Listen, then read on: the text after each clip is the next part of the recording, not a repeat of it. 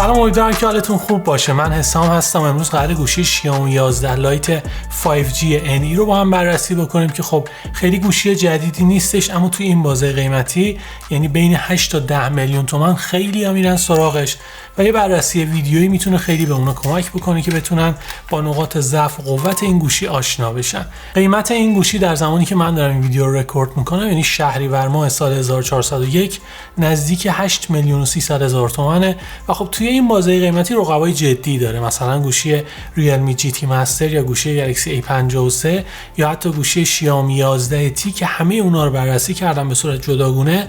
میتونید به ویدیوهاشون مراجعه بکنید که بهترین انتخاب ممکن رو داشته باشید. خب از طراحی اون شروع میکنم که به نظر من طراحی خیلی شیک و زیبایی داره. فریم اون از جنس پلاستیک و پنل پشتی اون از جنس شیشه ولی به صورت مات، بنابراین اثر انگشت روش باقی نمیمونه که خیلی اتفاق مثبتیه. وزن اون 160 گرمه، به شدت سبکه و خب به نظرم خیلی هم خوش دسته. 3 تا دوربین توی پنل پشتیش قرار گرفته که حالا در ادامه بهشون میپردازم. سمت راست سنسور اثر انگشت رو داریم که با پاور باتن یکی شده و سرعت آنلاک کردن خیلی قابل قبولی هم داره. دکمه برای کم و زیاد کردن صدا همین قسمت قرار گرفته. بالای گوشی آیر بلاستر رو داریم، سمت چپ هیچی. پایین گوشی هم یه درگاه برای قرار دادن 2 تا سیم کارت یا به جای یکی از اونها مموری میکرو اس دی که اگر بخواید ظرفیت گوشی رو افزایش بدید میتونید ازش استفاده بکنید. پورت یو اس بی تایپ سی رو داریم و البته یه اسپیکر استریو که نظر من کیفیت قابل قبولی داره.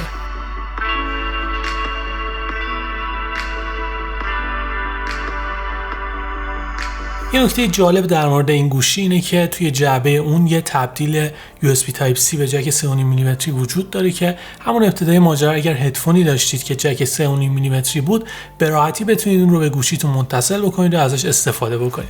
این طراحی نازک و زیبا خب یه سری تأثیرات منفی هم میتونه داشته باشه و یکی از مهمترین اونها باتری با ظرفیت کمتر از استاندارد بازاره که خب ظرفیت باتری این گوشی 4250 میلی آمپر ساعته که یه روز رو میتونه باهاتون همراهی بکنه و با شارژر 33 واتی که داره میتونید اون رو از 0 تا 100% توی 80 دقیقه شارژ بکنید.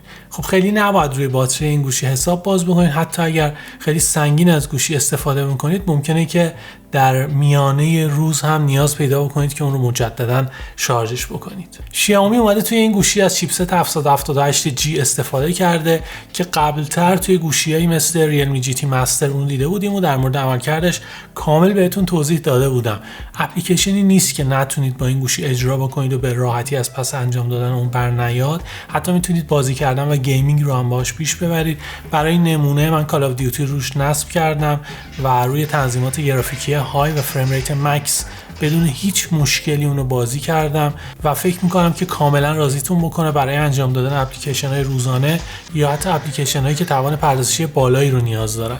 و خب اگر توی این بازه قیمتی دوست دارید برید سراغ گوشی که چیپست بهتری داشته باشه، شیائومی 11 تی یا پوکو F3 میتونن جزو گزینه‌هاتون باشن. و باید دقت بکنید که این گوشی با اندروید 11 و رابط کاربری MIUI 12.5 عرضه میشه که قبلتر در موردش کامل توضیح دادم و به نظر من توی دنیای اندروید این رابط کاربری MIUI خیلی ظاهر جذابی داره که میتونه برای کاربرا خیلی مهم باشه این موضوع. البته این رابط کاربری امکانات جالبی هم داره که بعضی از اونها توی قسمت ادیشنال ستینگ وجود دارن، مثل حالت باتن شورتکات که میتونید برای دکمه‌های مختلف شورتکات مشخصی رو تعیین بکنید، یا وان هندد مود که کمک میکنه به راحتی با یه دست بتونید با گوشی کار بکنید، یا حتی گزینه مموری اکستنشن که در واقع میاد از فضای ذخیره سازی دستگاه قرض میگیره و به رم اون اختصاص میده که بتونید تجربه کاربری روونتری رو باهاش داشته باشید. خب میرسیم به صفحه نمایش گوشی شیائومی 11 لایت 5G NE که خیلی ایراد خاصی نداره. اندازه 6.5 اینچی، رزولوشن فول اچ دی پلاس داره و رفرش ریت اون 90 هرتزی و روشنایی اون هم تا 800 نیت افزایش پیدا میکنه که بتونید به راحتی توی محیط خارجی هم حتی باهاش کار بکنید. فقط اگر رفرش ریت اون 120 هرتزی می بود که یه جورایی تبدیل به استاندارد امروز بازار شده خیلی اتفاق بهتری میشد که خب متاسفانه اتفاق نیفتاده و رفرش ریت اون 90 هرتزی البته میتونید نسبت به اون 60 هرتزی استاندارد روونتر بودن رو قشنگ حس بکنید. و خب نکته‌ای که در موردش وجود داره اینه که این پنل اولده و این باعث میشه که خیلی رنگ‌های درست حسابی و عمیقی رو داشته باشید. حتی وقتی که سویچ میکنید روی حالت دارک مود، سیاهایی که بهتون میده خیلی سیاه‌های عمیق و خوشایندی و تماشای ویدیو و محتوا توش به شدت لذت بخشه. همراه کنید به اون اسپیکر استریویی که توش وجود داره و خب خیلی تجربه لذت بخشی رو میتونه این گوشی به همراه داشته باشه. نکته جالب اینه که توی منوی دیسپلی این گوشی ستینگی وجود داره به اسم کالر اسکیم که اونجا شما با کلی آپشن میتونید در واقع رنگ هایی که مربوط به پنل این گوشی هستن رو تغییر بدید تا فضای رنگیش و دمای رنگیش دقیقاً همون چیزی باشه که مد نظرتونه. توی این گوشی از 3 تا دوربین استفاده شده. دوربین اصلی 64 مگاپیکسلی که ساخت سامسونگ و واقعاً کیفیت خوبی داره، شارپنس بالایی رو داره. من تستش می‌کردم، جای مختلف میتونید عکسای خیلی خوبی رو باهاش ثبت بکنید. داینامیک رنج قابل قبولی رو هم بهتون میده. به صورت پیش‌فرض از تکنولوژی پیکسل بینینگ استفاده می‌کنم و جایی که نیاز به جزئیات بیشتر داشتید میتونید سویچ بکنید روی حالت 64 مگاپیکسلی که بتونید یه عکس با جزئیات خیلی بالاتری رو ثبت بکنید. نایت مود هم توی اون وجود داره و کمک میکنه که عکسای بهتری رو باهاش ثبت بکنید، اما پورتریت مود خیلی چنگی به دل نمیزنه و عکسایی که بهتون میده یه مقدار حالت مصنوعی داره. یه نکته جالب در مورد رابط کاربری دوربین این گوشی اینه که یه حالت زوم 2 برابری دیجیتال هم موقع عکاسی بهتون میده که خیلی به درد بخوره و جای مختلف میتونید ازش استفاده بکنید که بتونید یه مقدار بزرگ نمایی رو توی تصویر تجربه بکنید. بعد از اون میرسم به دوربین اولترا واید 8 مگاپیکسلی که خب اون در حد دوربین اصلی نیسته، جزئیاتش خیلی معمولیه. وقتی که نور کم میشه قشنگ شما میتونید نویز رو توی تصویر ببینید. و خب دوربین ماکرو 5 مگاپیکسلی که توی این گوشی وجود داره و به نظر من یکی از بهترین دوربینای ماکرو گوشی‌های میان رده رو میتونید توی گوشی شیائومی 11 لایت 5G NE داشته باشید. خیلی هیجان انگیزه اینکه از فاصله نزدیک بتونید از سوژه‌های مختلف عکاسی بکنید و جزئیات جالب و ریزی که توی اونها وجود داره رو ببینید و این گوشی به خوبی از پس انجام دادن این کار برمیاد. یه دوربین سلفی 20 مگاپیکسلی داریم که کارش خوبه، میتونید عکس سلفی خوبی رو باهاش بندازید و البته دوربین اون برای تصویربرداری این امکان رو به شما میده که بتونید با رزولوشن 4K و سرعت 30 فریم بر ثانیه تصویربرداری بکنید که به نظر من کیفیت قابل قبولی رو میده. حتی برای کارهای نیمه حرفه‌ای هم میتونید روش حساب باز بکنید. EIS داره و کمک میکنه موقعی که با این گوشی دارید حرکت میکنید خیلی تصویر نرم و روانی رو بهتون بده و این کار رو هم به خوبی انجام میده. خب میرسم به سوالاتی که در مورد این گوشی وجود داره و سعی میکنم که یکی یکی به اونا جواب بدم. پرسیدن که کدوم یکی برای عکاسی میتونه انتخاب بهتری باشه، گوشی گلکسی A52 یا گوشی شیائومی 11 لایت 5G NE. هر دوی اونا عالی هم. به نظرم این گوشی یه مقدار ارزش خرید بالاتری داره ولی برای عکاسی و تصویربرداری من گوشی گلکسی A52 رو بهتون پیشنهاد میدم. پرسیدن که چند تا ورژن اندروید رو قراره دریافت بکنه، چیزی که شیائومی قول داده 3 ساله ولی خب نمیدونم چند تا از اونا قراره که به واقعیت بپیونده.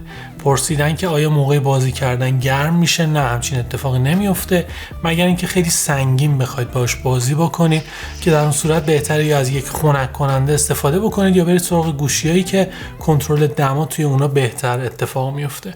پرسیدن که به صورت کلی کدوم یکی میتونه انتخاب بهتری باشه، گوشی گلکسی A52s یا شیائومی 11 لایت 5G NE. هر دوی اونا واقعا عالی‌ان و بیشتر یه بحث سلیقه‌ایه به نظر من. پرسیدن که آیا دابل تپ برای روشن شدن صفحه نمایش رو پشتیبانی میکنه؟ بله، ولی باید به تنظیمات اون مراجعه بکنید و روشن بکنید این موضوع رو. پرسیدن که چرا Always On Display توی این گوشی بعد از 10 ثانیه خاموش میشه؟ اتفاقی میفته اینه که شیائومی گفته برای کنترل مصرف باتری این کارو میکنه، ولی خب بهتر میبود به جای Always On Display اسمش رو میذاشتن Sometimes On Display که خب یه مقدار توجیه کنه این موضوع رو. پرسیدن که آیا میشه از این گوشی به عنوان ریموت کنترل استفاده کرد؟ قبلتر بهش اشاره کردم، سنسور آیر بلاستر رو داره. بله. و پرسیدن که آیا صفحه نمایش این گوشی مشکل خاصی داره؟